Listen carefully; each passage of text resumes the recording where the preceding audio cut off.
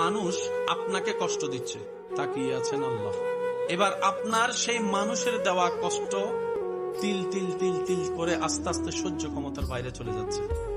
আপনার রব তাকিয়ে আছে।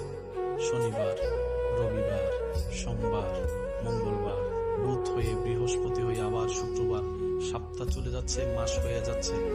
আপনি শুধু রবের দিকে তাকায় সবর করে আছে।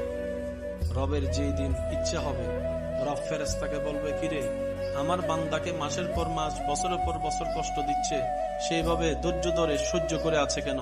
ফেরেশতা বলবে, আল্লাহ তোমার হুকুমের অপেক্ষায় বসে আছে, তোমার হুকুমের অপেক্ষায় বসে আছে।